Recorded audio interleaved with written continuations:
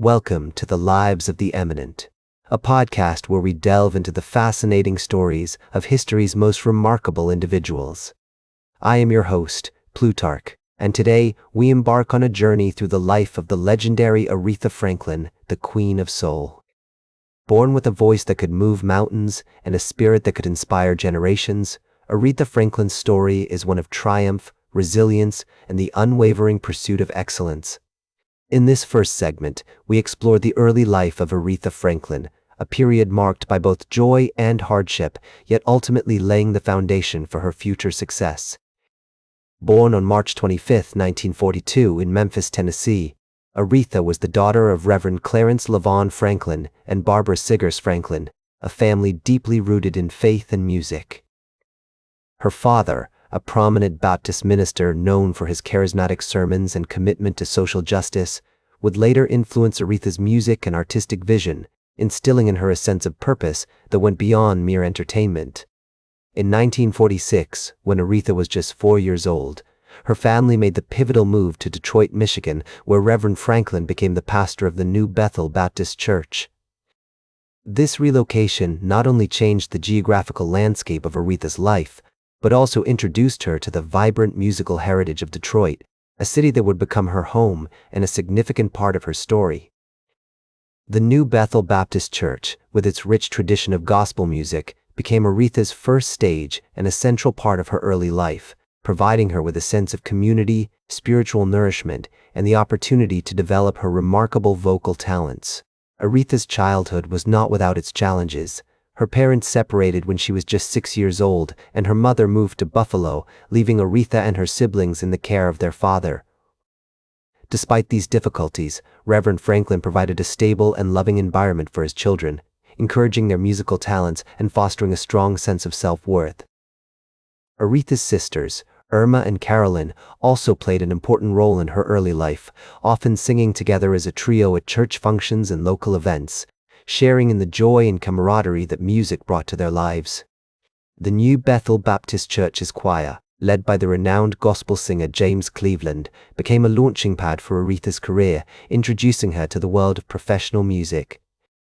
It was here, surrounded by talented musicians and under the guidance of experienced mentors, that Aretha began to hone her craft, learning the intricacies of gospel music and developing the powerful, soulful voice that would one day captivate audiences worldwide. As Aretha grew older, she began to explore other genres of music, including jazz and blues. She was particularly drawn to the works of legendary singers like Mahalia Jackson, Bessie Smith, and Dinah Washington, whose powerful voices and emotional delivery inspired her own unique style.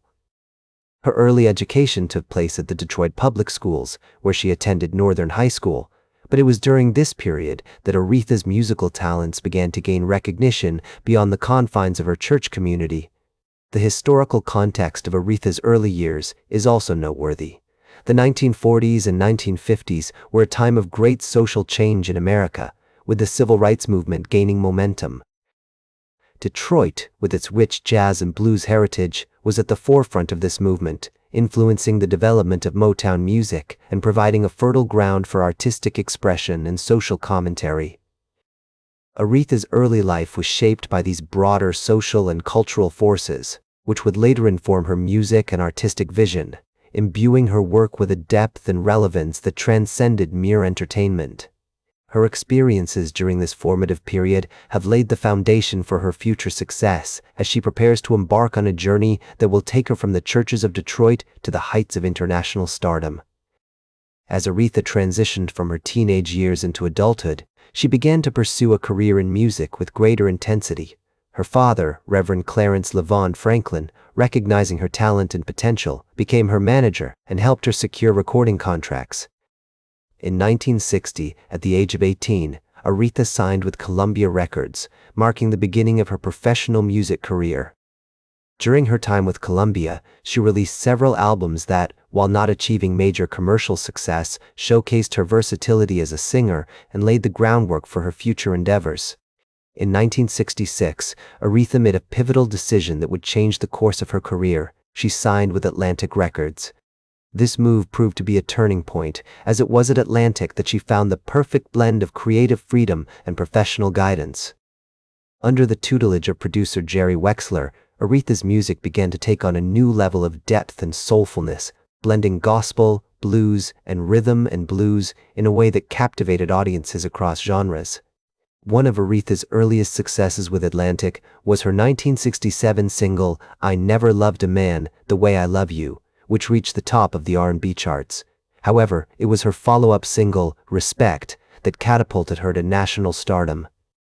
Released in 1967, Respect became an anthem for both the civil rights movement and the feminist movement, its powerful message of demanding respect and equality resonating deeply with listeners. The song's success marked Aretha as a major talent and a voice for social change, themes that would continue to evolve throughout her career. The late 1960s and early 1970s were a period of immense creativity and productivity for Aretha Franklin. She released a string of hit albums and singles, including Think, Chain of Fools, You Make Me Feel Like a Natural Woman, and Call Me. Each of these songs not only showcased her incredible vocal range and emotional delivery, but also contributed to the soundtrack of an era marked by social upheaval and cultural transformation. Aretha's music during this period was not just about personal expression, it was also deeply rooted in her faith and her commitment to social justice. Her gospel roots, evident in songs like Mary Don't You Weep and How I Got Over, continued to influence her work even as she explored other genres. This blend of the sacred and the secular helped to make her music universally relatable, capable of touching hearts and inspiring minds across different communities. The historical context of Aretha's rise to fame is also noteworthy. The 1960s were a time of great turmoil and change in America, with the civil rights movement, the Vietnam War, and the emergence of feminist activism all contributing to a sense of upheaval and transformation. Aretha's music, with its themes of love, respect, and empowerment, resonated powerfully with an audience seeking solace, inspiration, and a voice for their hopes and aspirations. Throughout her career, Aretha Franklin was recognized with numerous awards and accolades, including multiple Grammy Awards, induction into the Rock and Roll Hall of Fame, and the Presidential Medal of Freedom. These honors not only acknowledged her artistic achievements, but also her impact on American culture and society. It was also about the timing, the cultural context into which she emerged, and her own resilience and determination. Aretha Franklin's story is one of overcoming obstacles, of turning challenges into opportunities, and of using her platform to make a difference in the world. The 1980s saw significant changes in the music industry, with the rise of new wave, punk, and hip-hop. Despite these shifts, Aretha Franklin managed to adapt and thrive. One of her most notable collaborations during this period was with George Michael on the duet I Knew You Were Waiting for Me, released in 1987. This song not only reached number 1 on the UK singles chart, but also marked a high point in her career during the decade, showcasing her ability to transcend genres and appeal to new audiences. In addition to her musical endeavors, Aretha Franklin continued to be recognized for her contributions to music and society.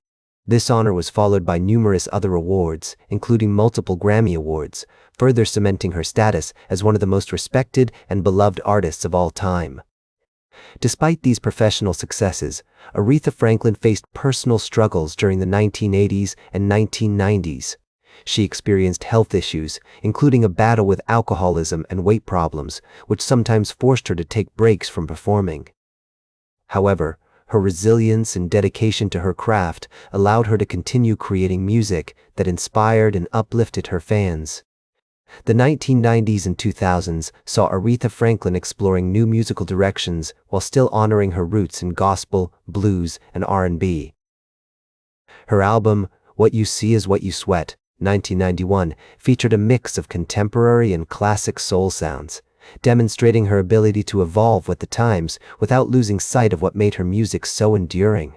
One of the highlights of her later career was her performance at President Barack Obama's inauguration in 2009, singing My Country, 'Tis of Thee.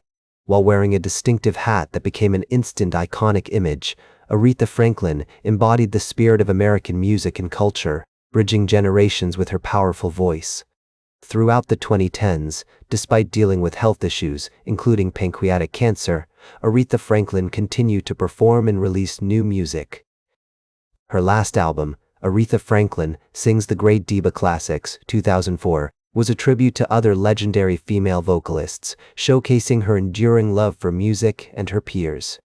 Aretha Franklin passed away on August 16, 2018, leaving behind a legacy that is unparalleled in the world of music. Her ability to adapt to changing musical landscapes while remaining true to herself is a lesson for all artists. Her legacy continues to inspire new generations of musicians and fans alike, ensuring that the Queen of Soul will never be forgotten. That's all for today's biography with Plutarch. Remember to like, share, and subscribe. And until next time, remember that understanding the lives of remarkable individuals helps us better understand ourselves.